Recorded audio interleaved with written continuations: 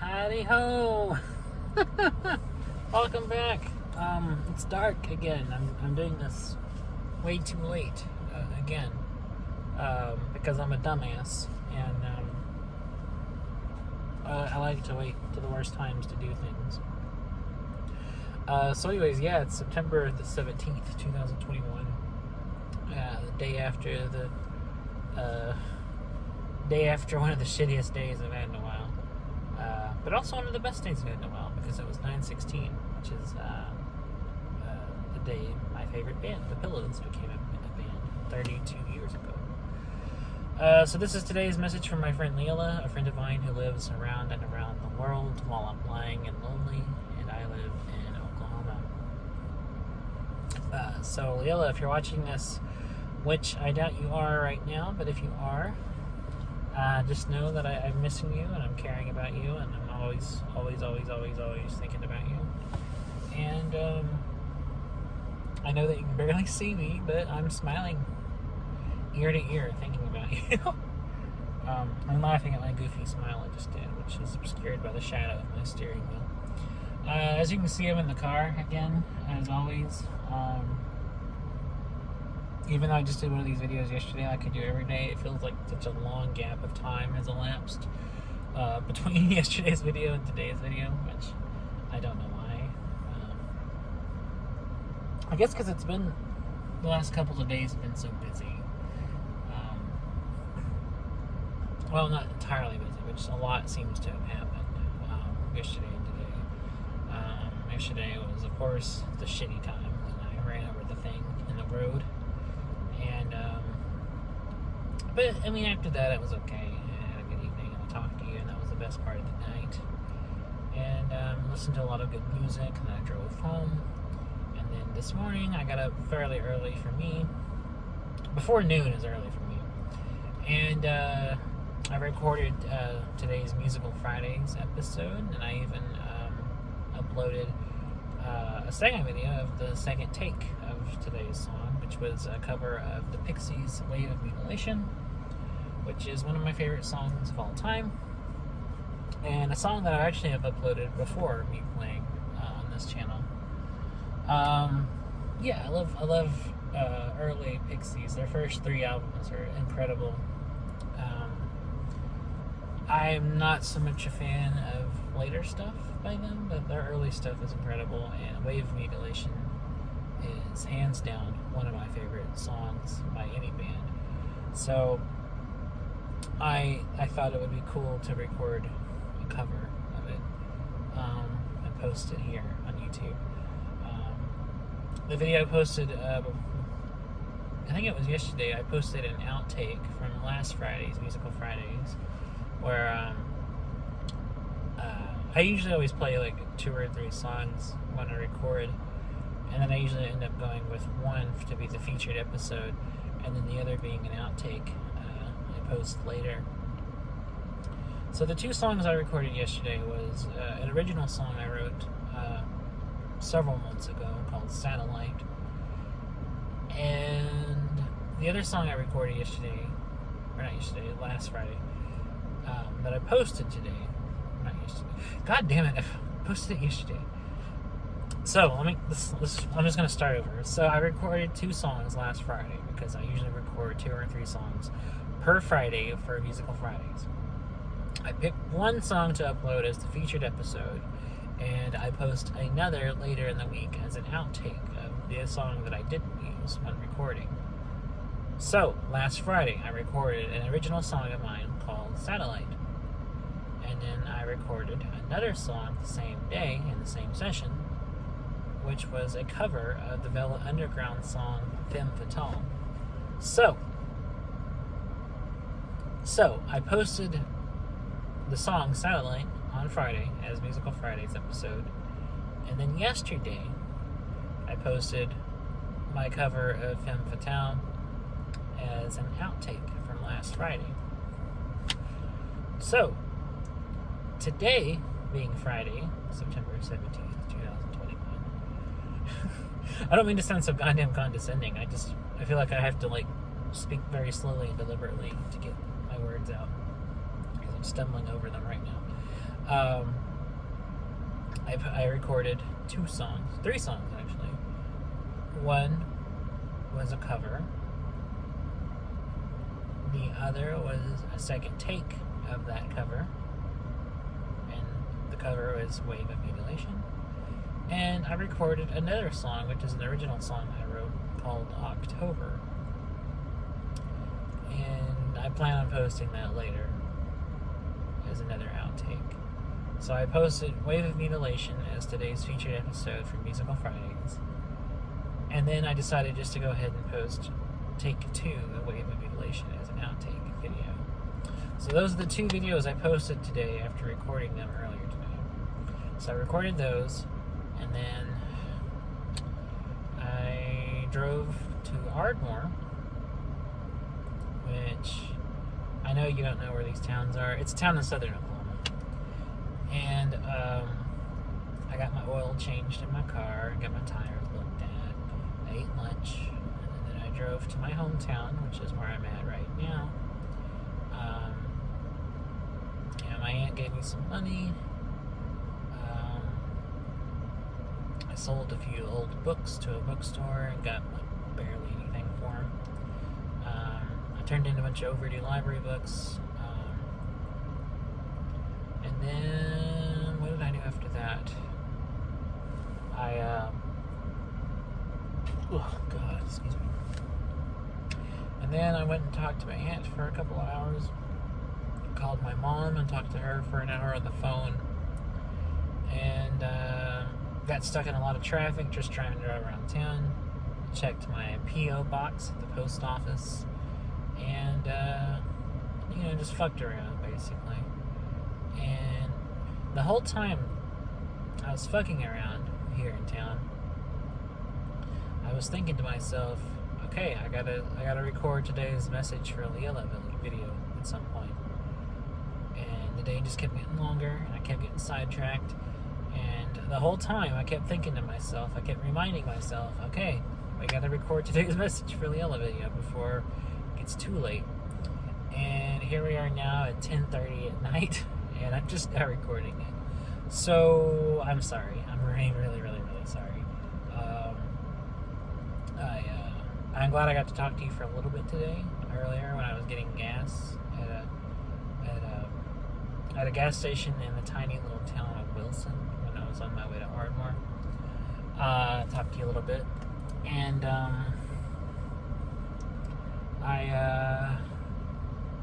I wish we could have talked longer, but I know that you need to rest, and I know you need to catch up on sleep. You need to rest your eyes and rest your body. I understand. And I'm also just focusing on trying to get a bunch of stuff accomplished so I can move soon. I'm planning on moving across the country again. Not for the first time. Just moving to a different place across the country. And moving in a different direction across the country. Moving east instead of north this time. And I got a lot of stuff on my plate right now as I'm trying to think about what all I'm trying to do to get ready. Got all the loose ends I gotta tie up here that I gotta take care of. And it's a lot. I got a lot of stuff on my checklist I'm trying to get done. I'm trying to accomplish a lot of stuff on my checklist so I can get it all finished. And I'm just trying to get everything done. So I'm trying to donate all my books, trying to get rid of a bunch of stuff. Because if all goes well, I'm not coming back here. Because I don't know, I'm just ready to see some more of the world and ready to live somewhere else for a while. And I've lived here my whole life. I'm ready to kind of move on.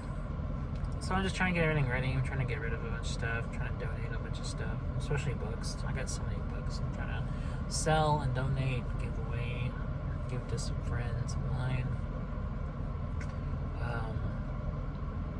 So that'll keep me busy for at least a week, just getting rid of books, getting all that stuff cleared up. I'm also just gonna give away and donate a bunch of other stuff I have, and I'm just gonna travel light. I'm only gonna pack my clothes, my laptop, my phone, and my guitar. That's like the only things I'm going to take with me when I move. So it's going to be really light, really, really light traveling. I always try to travel light. Every time I've moved in the past, I essentially just took my clothes, my laptop. That's all I've ever taken with me. And my guitar. Once I bought my guitar, last time I moved, I took it with me too. And ended up recording a bunch of stuff, posting it on SoundCloud when I lived in Wisconsin. So yeah, I'm excited, but I'm also just stressed, just because I have a lot of shit on my mind. I'm just trying to remember everything, and I'm trying to like get everything focused, trying to like get everything ready to go. I thought I saw somebody walk by behind me. That freaked me out. I'm just trying to get everything ready to, be ready to get out of here.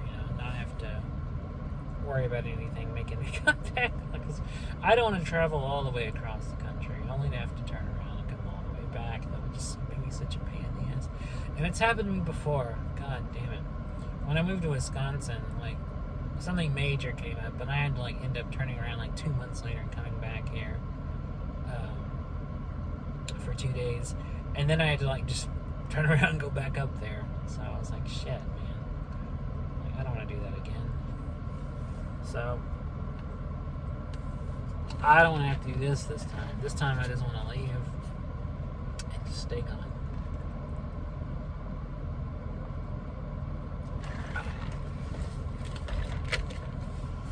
That's delicious. And excuse me. I hope I can accomplish that. I hope I don't forget something major and then having to turn around and be like, God damn it, I gotta go all the way back there. So I'm trying to take preventative steps from that happening so I can just move, settle in, and just get on with my life. So it's always a big step. No matter how many times you move, it's always major, and it's always a pain in the ass. I've moved a lot in my life. I grew up bouncing from place to place, and each time it was always an hassle. We'd move, get settled in for a little while, move, get settled in for a little while, move, get settled in for a little while. Just all the time. We moved constantly. God, guys, the lights are bright. And I never really got to settle in anywhere. I've always just kind of moved all over, and mostly just around this town.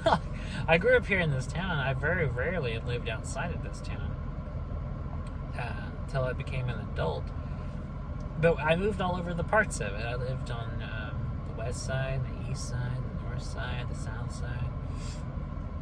I lived on the outskirts of town. I lived like in the country, like 20 miles out of town, but always kind of in this general area, mostly in town too. And a few times, when I was a kid, we moved off and then moved back here a few times. I lived when I was a young kid, about 8 or so. We moved to Tulsa for about a year and moved back, and then there was another year when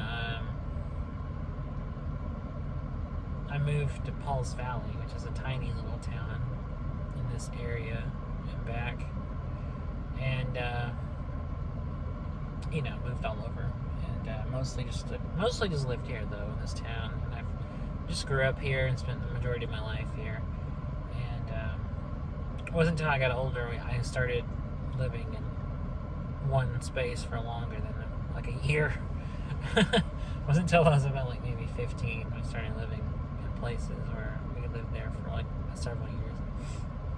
The longest I lived anywhere, there was an apartment here my mom and I moved into, and my sister, when I was 14, 15, and we lived there for like 11 years. So that's the longest I've ever lived anywhere. It was just in that apartment building here in this town that I grew up in. So anyway,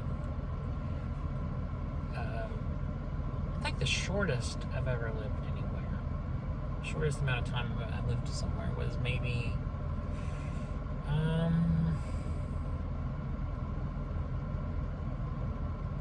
so when I was in Wisconsin,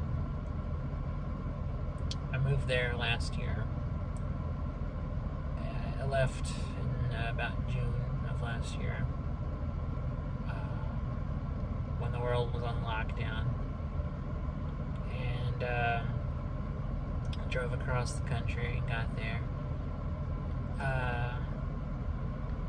I stayed with a friend of mine for a few weeks. Started a job. I'm an ex-friend, I guess I could say at this point.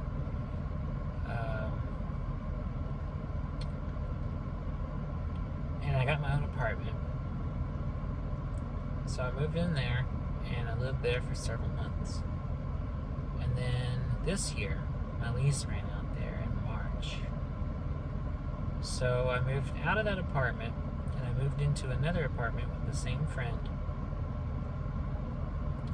whose lease had run out on their place. And I had moved into another apartment. So they invited me to stay until I could find my own place again. And I moved.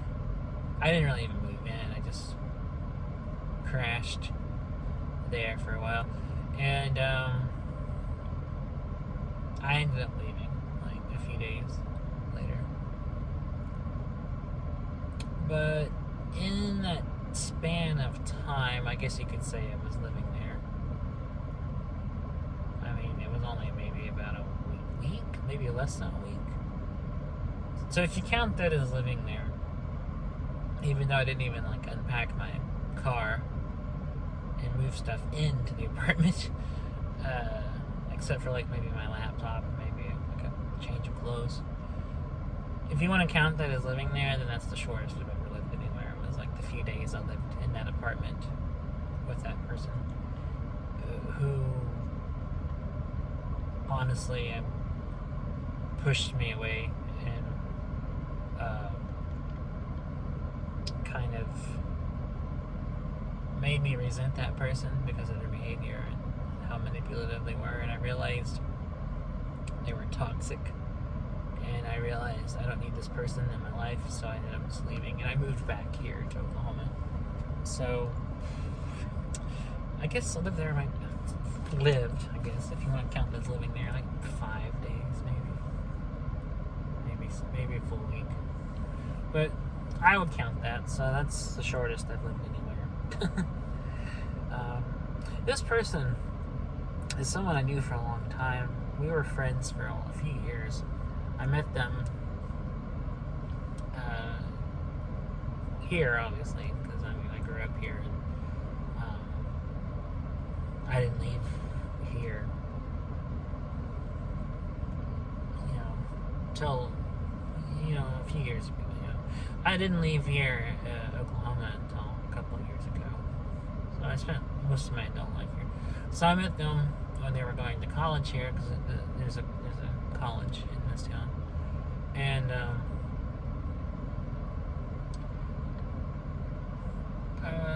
at first I didn't like this person. And it was kind of a combination of different things. One, because they just were very hyperactive and very kind of intense with a lot of things, and didn't have a lot of boundaries, or, stuff. And that's not entirely their fault. It was also just a combo of that, and also just a combo of me being not very patient with people. And I was kind of more, I was a lot more rude back then. I was kind of a jackass. I've mellowed out. I've become a much nicer person, and I'm a lot more understanding person in recent years. And but I mean, the more I talked with them, the more I made myself kind of understand, like, I shouldn't get mad, I should get impatient, like, they're not trying to be annoying or anything. So, gradually we became friends, and we were friends for a long time, and we did a lot of stuff together. We'd go out to eat or whatever. At the time, I didn't have a car, so they would like give me rides to places and pick me up from work or take me to work, and I would usually back then I had more money than I do now, so I would like usually take them out to eat, or we'd hang out at their apartment, or hang out on campus at some places that we can go hang out at. And we had a lot of mutual friends, and and for a while it was okay. We were able to have a conversation. Everything was okay. They still had their moments where they kind of annoyed me just based on personal differences, and just kind of certain ways they could be, and that weren't really their fault. They just kind of irritated me. But looked past it, and we were fine. And just over time, it got more and more to where that person became overly attached and started kind of like smothering me all the time and trying to really kind of make all my decisions for me and really kind of plan out my life and really kind of manipulate me and and even in some cases it even made me do shit just because maybe at the time I didn't have anywhere else to live and I was living with him or something, and kind of held it over my head and kind of basically strong-armed me into a position of well, I'm doing this menial task because I don't have any other options, and that, so you're gonna lord it over me, kind of thing. And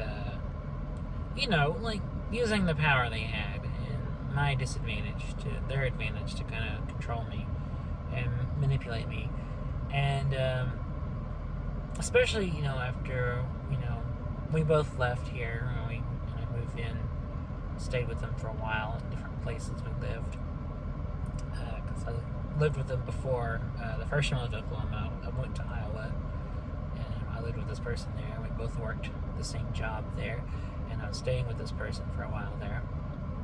And they kind of really, then that was when it really started, kind of the whole thing of really trying to manipulate all my things in my life and trying to make all my decisions for me. And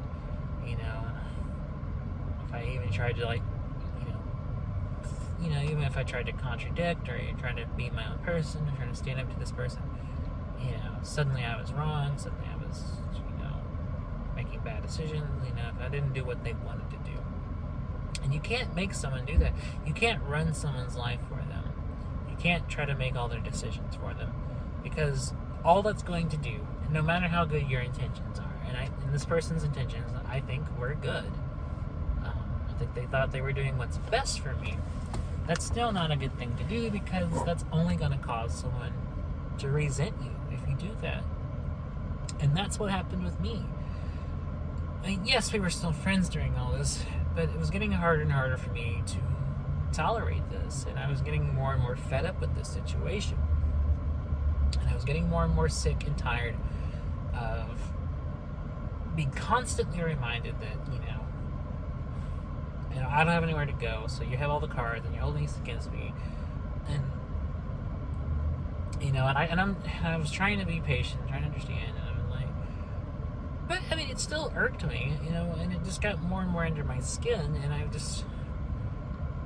got to where it was harder and harder to take. And then that was the reason I actually eventually moved out and lived with some other people during this time in Iowa. And that was a big reason why I just kind of, decided to come back here, because I was like, fuck this, I had enough, plus money ran out, and the job I was working with ended, so I had no choice, really, so I came back here to Oklahoma, where things were fine, because, well, not really, but comparatively fine. And, but being here with family that are judgmental, terrible people made me want to get out again. So this person offered me a job in Wisconsin doing similar work, and I used it as an excuse to get out of here again. So I was like, okay, here we go. Maybe this time will be different. Maybe I can get my own apartment. I'll be making better money, and so on and so on. And that's true. And it wasn't so bad at first, because even though I was staying with them for a while, it was not as bad because I had the potential eventually to get out, and I did. I started making money. I found my own place. So it was fine because we weren't living together, so we were able to work together, and that wasn't a big deal. And it was a lot easier because I wasn't under the situation. I had my own resources, my own means, and that took a lot of strain off things. But when I had to walk away from the job and the money stopped coming in and my lease ran out, I had nowhere else to go. I still wanted to try to make a go of staying there. Because who wouldn't? It's a much better place. So I ended up inevitably having to move back in with this person, and that's kind of when the old routine started again. And I was like hit in the face with it, kind of with this realization, just kind of how bad this was, and how I couldn't even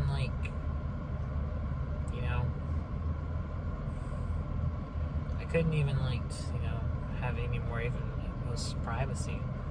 Because I would go and hide in my room. But even if I wanted to use the bathroom, they'd still just try to drag me into a conversation. Because I don't normally handle long interactions with people very well. There's times when I need to be alone for long periods of time. And this person's the opposite. They constantly need engagement, they constantly need talking to people, they constantly need to be around friends.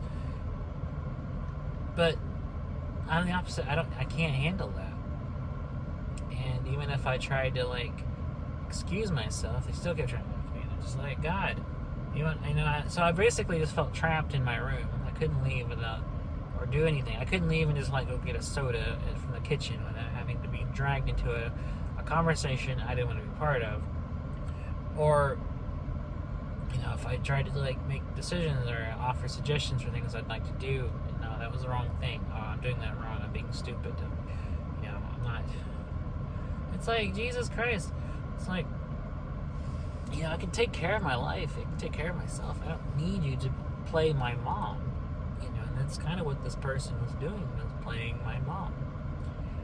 And things just reached ahead, and I just got really tired of it, and I was like, I'm leaving again. I can't, I may hate living in Oklahoma, but God, I hate this more, because my family is already like that. I don't need someone non-related to me to be acting this way. So I don't know.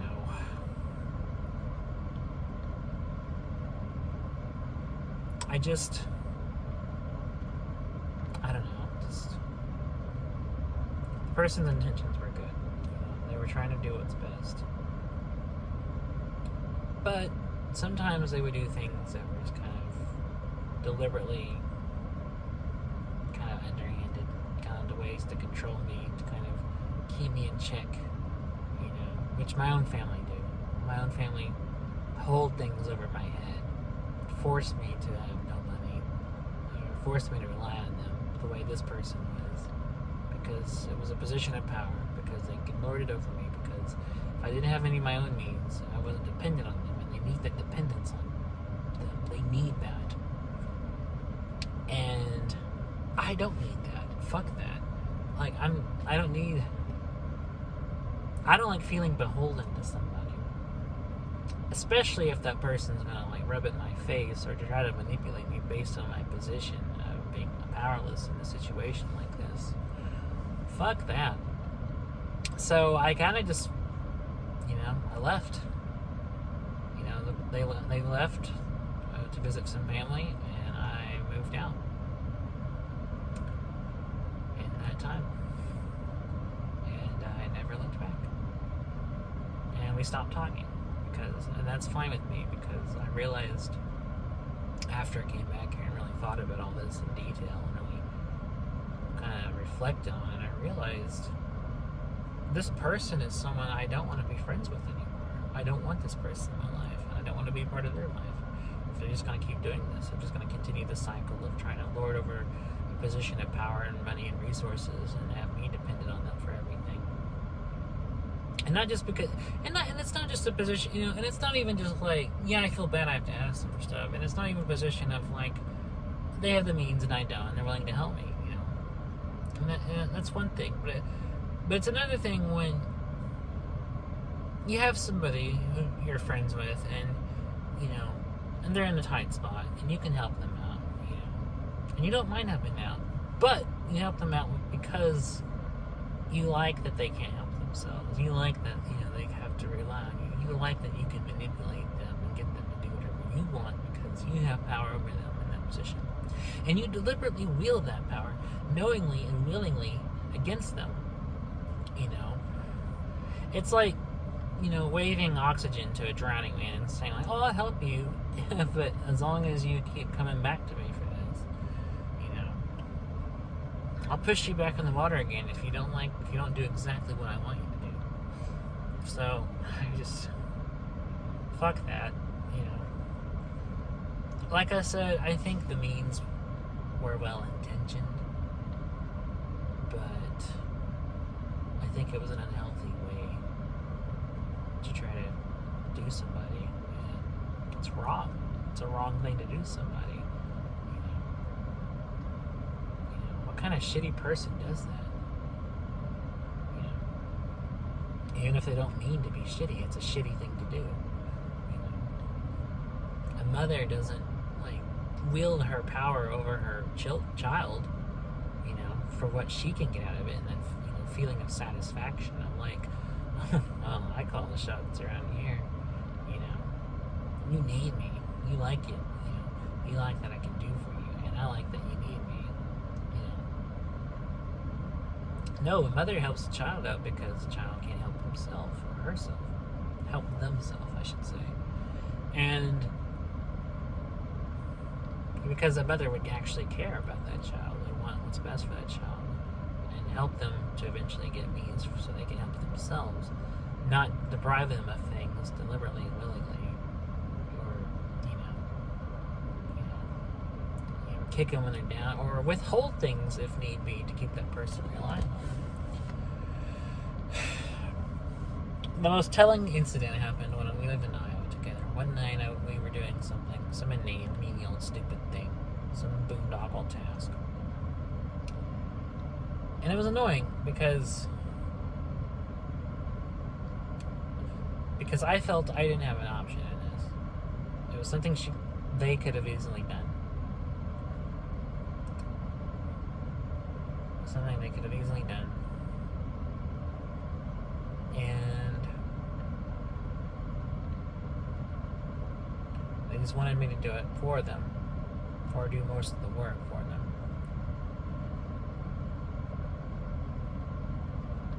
And I don't know, it annoyed me because I was stuck doing this dumb shit because I knew I had no option. And when I brought that up, I said, remind me why I'm doing this again. And they said, because I'm giving you somewhere to live. And that's when I realized, you're fucking serious. Like, if I don't do the stupid bullshit thing for you, you're just gonna kick me out of my ass? Fuck that.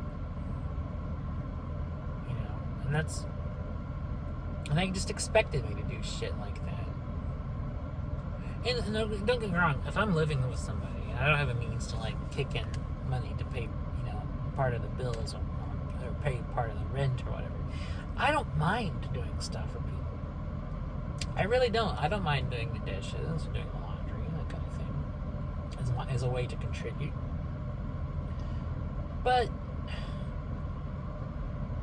I don't know. I also don't think it's very gracious of the person hosting the person, giving them a place to stay, and just expect them, to do mindless little itty-bitty shit that's of no significance that they could do if they have the time to do it themselves, but just simply give them the task because, oh well, if you don't do this, you're kicked to the curb, asshole. No, that's fucked up. It's one thing to help out because, you can't help monetarily. It's another thing to use that disadvantage to the other person, to their demerit or their detriment, your advantage, just because you want some itty bitty stupid boondoggle bullshit thing that you could do yourself done for you because you're too goddamn lazy to do it yourself. Fuck that.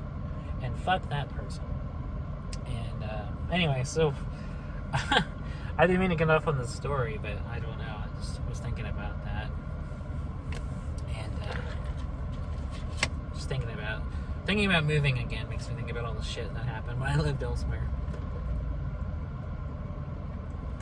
Anyway, that's story time. Story time's over. Anyway, sorry to go off on the thing about that, but it bothers me, and I think that's a really shitty thing to do. And it's something I still think about sometimes, because, I don't know, this person and I used to be, not like close friends, but I mean, we were pretty close.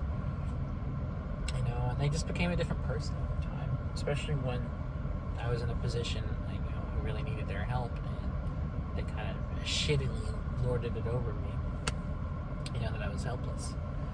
So anyways, that's the end of my story. That's the end of the video. I'm gonna stop here because I've been talking a very long time, and I'll try to be back tomorrow to do another one of these. And I hope you're doing okay, Lilla. I hope you're doing all right. I hope to talk to you again soon.